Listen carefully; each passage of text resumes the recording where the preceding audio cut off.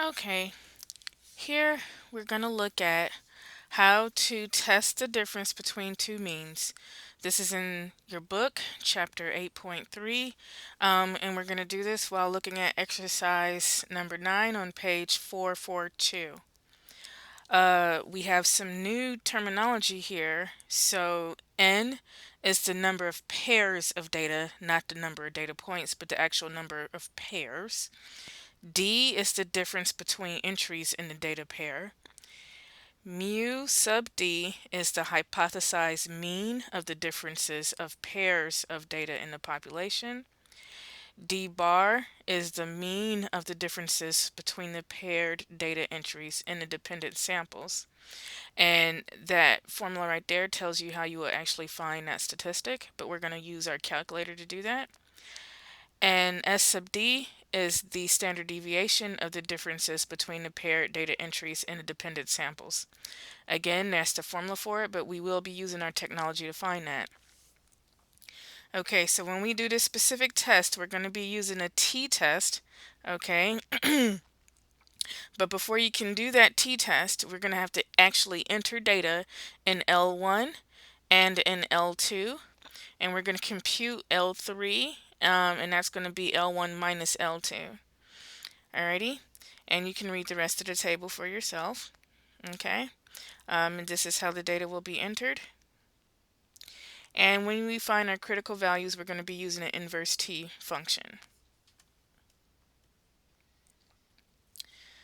So part A for this says that we need to identify the claim and state our null hypotheses and our alternative hypotheses.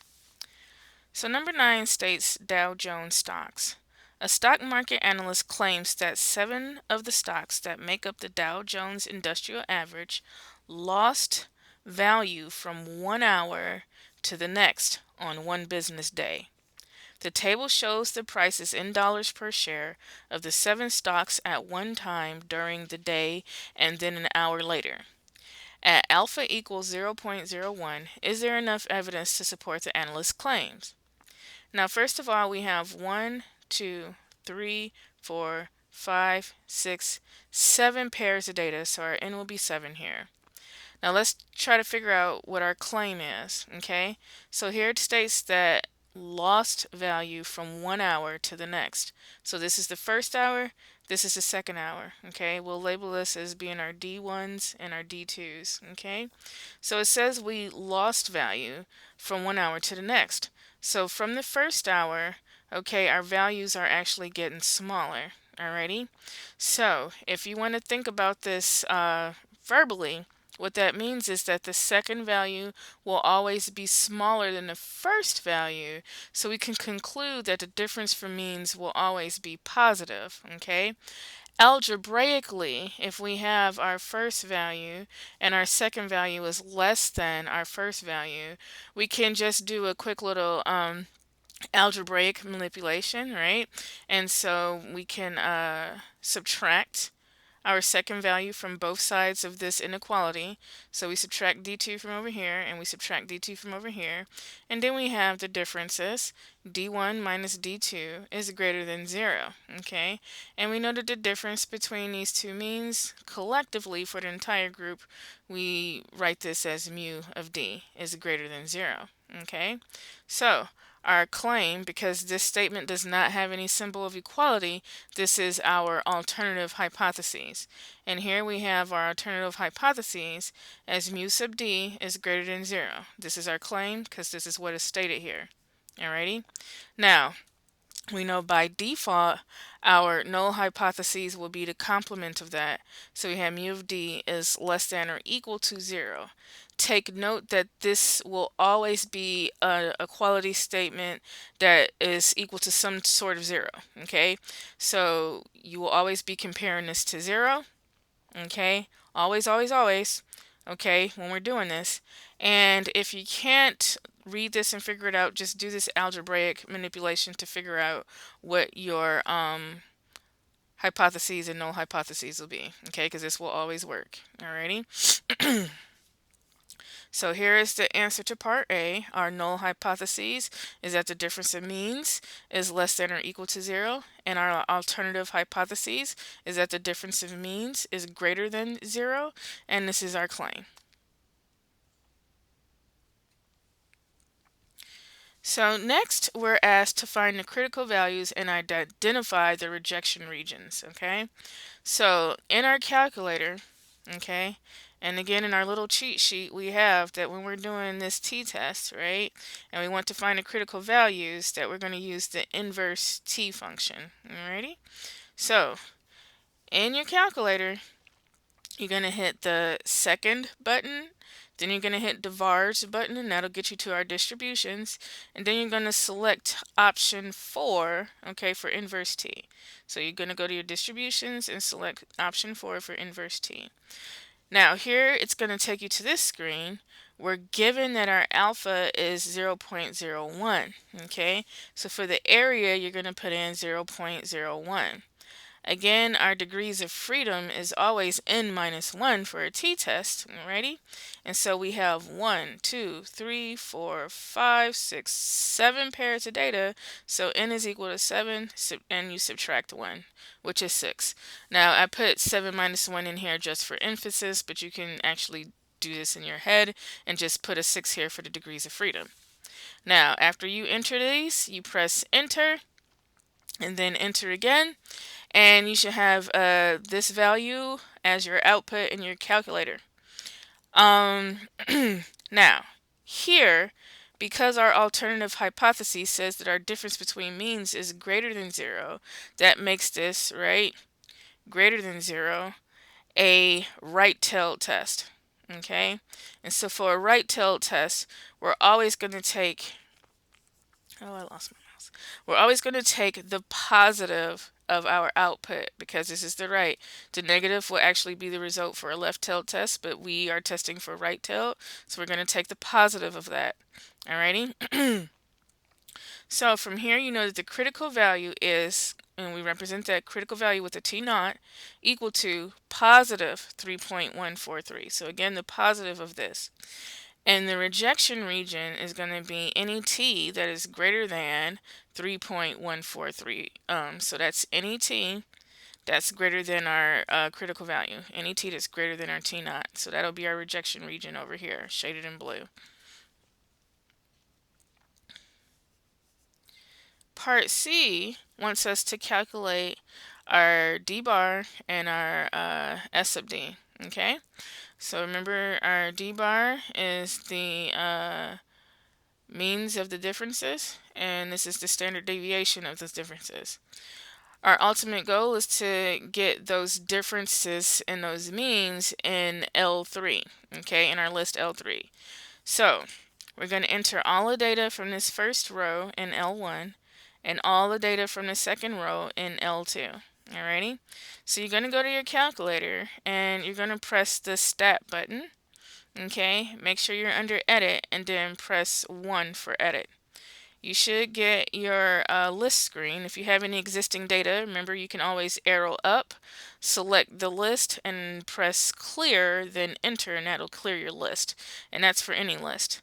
Okay, and then you're going to go ahead and just enter, again, all of this data here in L1, all of this data here in L2. And you can see it's been entered there. Okay, so your screen should look exactly like this.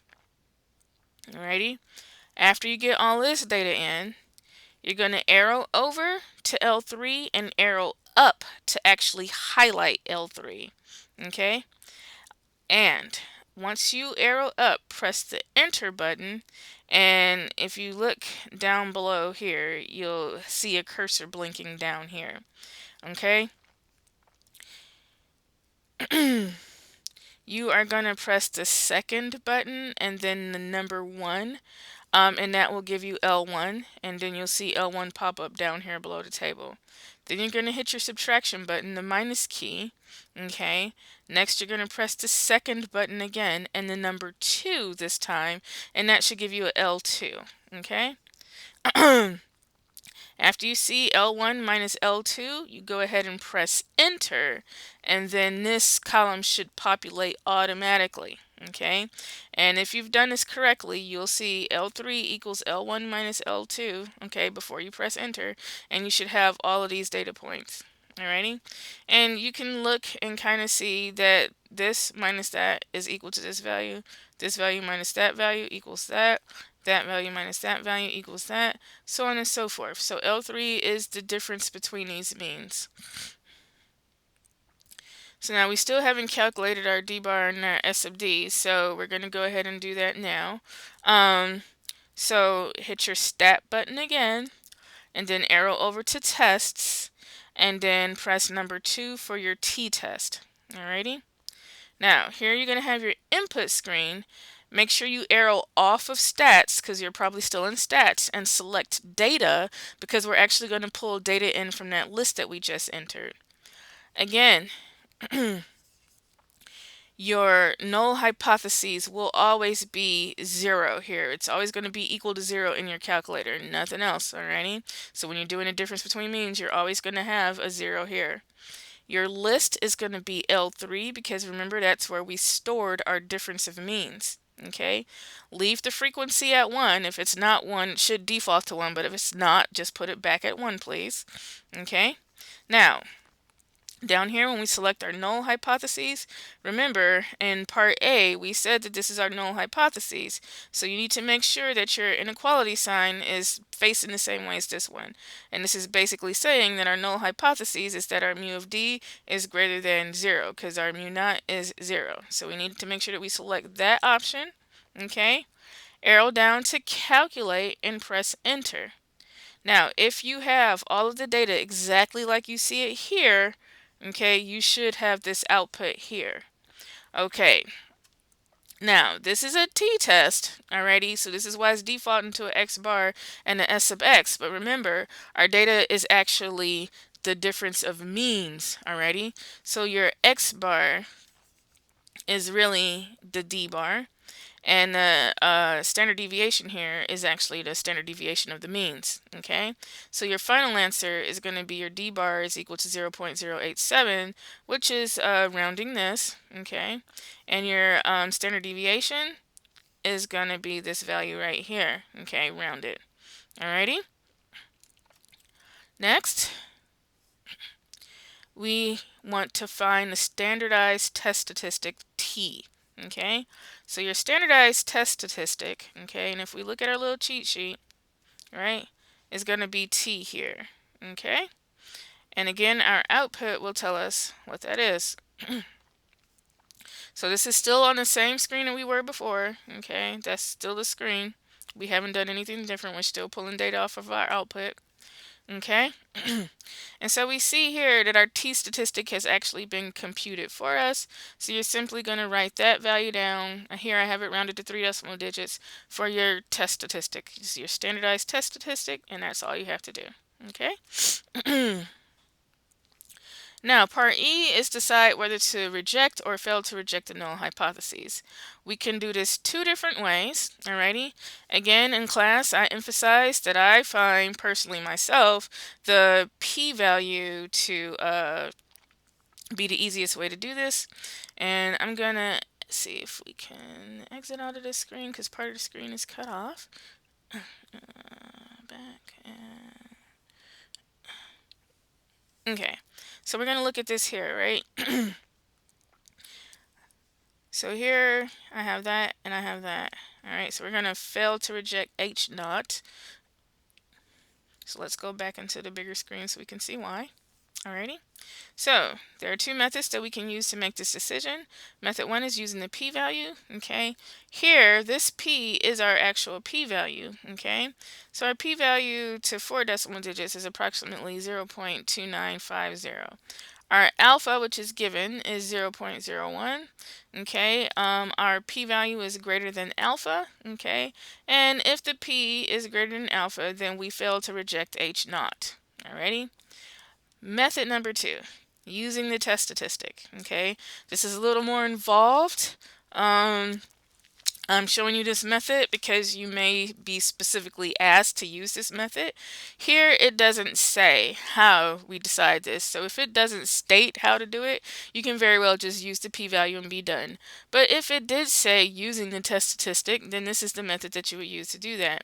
So you're going to use your test statistic, which is T, okay, the critical value in a rejection region. So again, we found that in part B, okay? Here we said that our critical value, T naught, is equal to 3.143, and a rejection region is T greater than 3.143. So, from here, alrighty, we have that T is approximately equal to 0.569, which we pulled that data from the calculator, which is actually less than our T naught, which is our critical value, which is equal to 3.143. Okay, so graphically, our T is in here. The rejection region is over here. Our T is less than that, okay, less than a T naught. All right, so again, we're going to fail to reject H naught. So we see both methods, the p-value and using our test statistic, will both lead to the same result, which is that we fail to reject H naught. Now, our last part says to interpret the decision in the context of the original claim. Alrighty? Again, our original claim is that we lost value from 1 hour to the next. Alrighty? And if you recall from part A, okay, our null hypotheses is that mu of d is less than or equal to 0, and our alternative hypothesis is mu of d is greater than 0, and we say that we failed to reject H naught. Okay, so we failed to reject H naught. So, our claim was with our alternative hypotheses, and we failed to reject our H naught. So by this table here, right, so if we fail to reject H naught, then there is not enough evidence to support our claim, okay, because our evidence actually supports H naught. Alrighty, so our final answer is at the 1% significance level, there is not enough evidence to support the claim. Again, if you're having issues, this is from chapter 7.1 or 7.2 already. But again, from the previous part, we failed to reject H naught, so that puts us down here. Failed to reject H naught. In part A, our claim, okay, was actually the alternative hypotheses. All right. So based on those two conditions, there's not enough evidence to support the claim. Okay, if you have any questions or comments, feel free to contact me or come to office hours.